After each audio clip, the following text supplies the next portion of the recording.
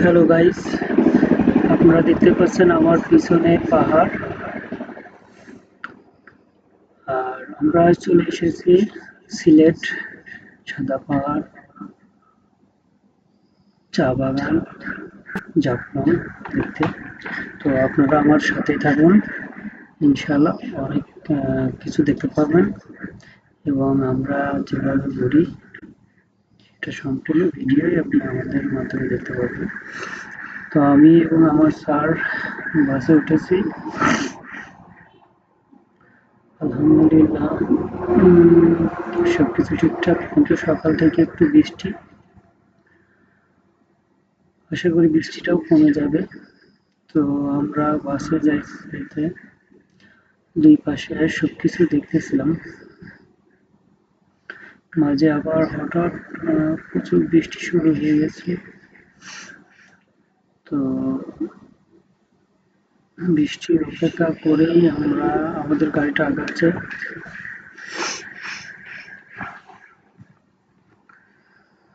আসলে এরকম পরিবেশে নিয়ে প্রথম আসছি। আর চা বাগানটাও আমার প্রথম দেখা। আমার কাছে সত্যি অসাধারণ, অসম্ভব ভালো লাগছে। অনেক শুনেছি, অনেক ভিডিওতে দেখেছি, অনেকের মুখে গল্প শুনেছি যে চা বাগান, পাহাড়ে চা বাগান হয়। তো সেটাই আজকে নিজ চোখে দেখে সত্যি অসম্ভব ভালোবাসা কাজ করছে। আর অনেকটাই বিশ্বাস হচ্ছে না যে আমি আসছি। তো যাই হোক, সবকিছু মিলিয়ে বেশ ভালো লাগছে। আকাশ অনেকটাই পরিষ্কার। আর আমার স্যার বারবার বলছিলেন যে ফোনটা ভিতরে রাখেন, নাহলে কিন্তু পড়ে যাবে। তা সত্ত্বেও আমি এই ভিডিওগুলো করেছি শুধু আপনাদেরকে দেখাবো বলে। যারা জাফলং আসেননি তারা দেখতে পাবেন, এবং যারা আসছেন তারা তো দেখেই গিয়েছেন। যারা আসেননি তাদের কাছে কিন্তু এই জায়গাটা একটি অজানা জায়গা। অনেক কিছু জানার ইচ্ছা সবারই মধ্যে কাজ করে। তো আমরা মনে হচ্ছে অনেকটাই চলে এসেছি। হ্যাঁ, আমরা চলে এসেছি, যেহেতু অনেক গাড়ি পার্কিং করা দেখতেছি। স্যার তো আগেই নেমে পড়লেন। হালকা হালকা বৃষ্টি পড়ছে। ও আমাদের সঙ্গে আর একটি ছেলে, যে সাদিক, তার কথা বলা হয়নি, সেও আমাদের সঙ্গে আছে। আমি, স্যার, এই যে লাল গেঞ্জি সাদিক, সেই আমাদের সঙ্গে সফর সাথী হয়েছে। সত্যি এরকম পরিবেশে আসতে পেরে আমি সত্যি অনেক আনন্দিত। বিশেষ করে স্যারকে থ্যাঙ্কস জানাবো, কারণ ওনার কারণেই আজ এখানে আসতে পেরেছি।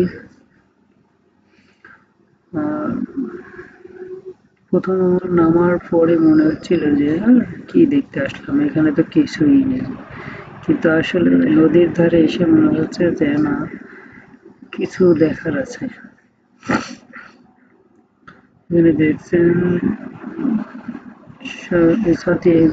ছাতির মধ্যে এগুলো চশমা, তারপরে মোবাইল হোল্ডার, অনেক কিছু বিক্রি হচ্ছে। আর এই দূরে আমার স্যার দাঁড়িয়ে আছে। আর সামনে যে নৌকাগুলো দেখছেন, এই নৌকাগুলোই সাধারণত পার করে আমাদের ওই পারে নিয়ে যাবে। তো যখন নৌকা পার হবো ঠিক সেই মুহূর্তে মনে হচ্ছিল যে দূর কি দেখতে আসলাম, শুধু পাহাড় ছাড়া তো কিছু দেখা যায় না। যাই হোক, আমরা তিনজন ছিলাম, আর নৌকার ভাড়া ছিল 800, যার কারণে আমরা আরো অন্য সবার সঙ্গে শেয়ার করলাম। ওনারা ছিল 5 জন আর আমরা ছিলাম 3 জন, মোট 8 জন। এই 8 জন নিয়ে আমাদের নৌকা ছেড়ে দিচ্ছে। আমরা সবাই সবাই নৌকার মধ্যে বসে পড়েছে আর আমি ভিডিও করছিলাম।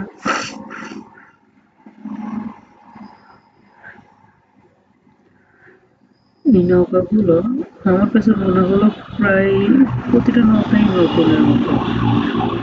আমি জানি না শুধু এই সিজনের জন্য বানায় নাকি প্রতি সিজনের জন্য, মানে একই নৌকা প্রতি সিজনে চলে, কিন্তু আমার কাছে মনে হচ্ছিল বেশিরভাগ নৌকাগুলো একদম নতুন।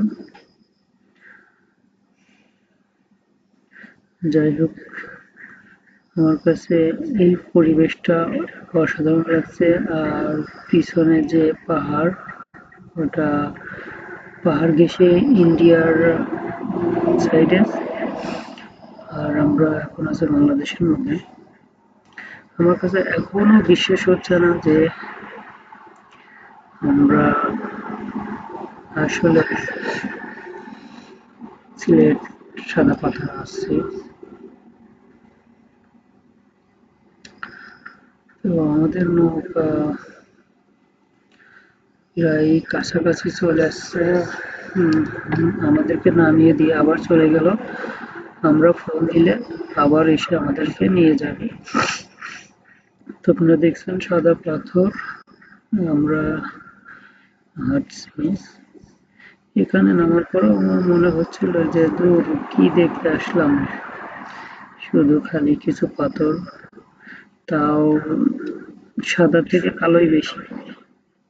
যদিও সাদা পাথর আছে, তবে শুনতে পাইলাম যে আমরা ঘুরে আসার পরে সাদা পাথর চুরি হয়েছে ইদানিং। সেখানকার নিয়ে অনেক নিউজ হচ্ছে। তো মাঝে 7 থেকে 8টা দিনের ব্যবধান। যাই হোক, ওই সময়টাও আমার কাছে খুব ভালো লেগেছে, পানি কম ছিল।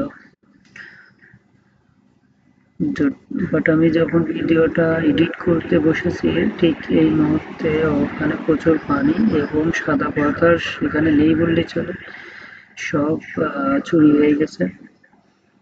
তো প্রশাসন চেষ্টা করছে সেগুলো আবার ফিরিয়ে রাখার জন্য। আশা করি সবাই ফিরে পাবে, কারণ সাদা পাথর, সিলেটের সাদা পাথর একটি ঐতিহ্য জায়গা এবং সেখানে বিভিন্ন পর্যটন আসে শুধু সাদা পাথর দেখতে। তো আমি আশা করি প্রশাসনের সহযোগিতায় সাদা পাথর আবার ফিরে আগের মতো রূপ পাবে। তো দূরে দেখা যাচ্ছে যে ইন্ডিয়ার একটা মসজিদ, পাশেই একটা ক্যাম্প। আর আমরা সামনের দিকে আগাচ্ছি, আমাদের পোশাকগুলো রাখতে হবে। এই যে সামনে যে ট্রাঙ্কগুলো দেখতে পাচ্ছেন, এগুলো আবার এক একটা ড্রয়ার ভাড়া পাওয়া যায় এখানে 100 টাকা করে।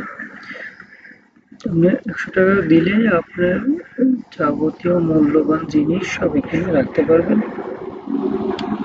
তো আপনারা সবাই গেলে এগুলো দেখতে পাবেন আর সেখান থেকে ব্যবহার করতে পারবেন, আপনার জিনিসগুলো নিরাপদ থাকবে। তো ফাইনালি আমরা পানিতে নেমেছি।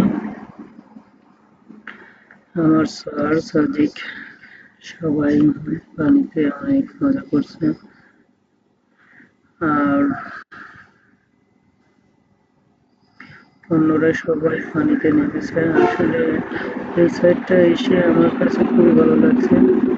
আমার পিছনে দেখতে পেলেন যে একটা ব্যানার টানানো আছে, সাইনবোর্ড, যেটা ইন্ডিয়ার সীমানা এবং আমাদের এই সাইডে বাংলাদেশ সীমানা, ওখানে এটা লেখা আছে। প্রচুর পানি, আর পানির এতটাই স্রোত, এত পানি চলে যাচ্ছে কিন্তু তবু পানির স্রোত কখনো কমছে না। আর প্রচুর পাথর, ছোট বড় অনেক পাথর। তো আপনারা দেখতে পাচ্ছেন এখানে কিন্তু প্রচুর মানুষ, যারা বেশি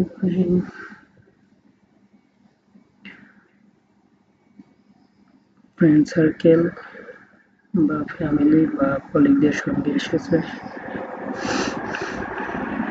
তো এই জায়গাটায় এতটাই স্রোত ছিল যে সবাই ঠিকমতো দাঁড়াইতে পারছিল না।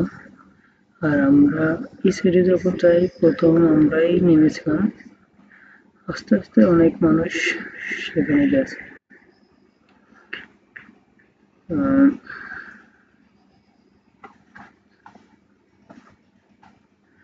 দূর দেখা যাচ্ছে পাহাড়, আর পাহাড়কে ঘিরে মনে হচ্ছে অসংখ্য মেঘের জল জমে আছে।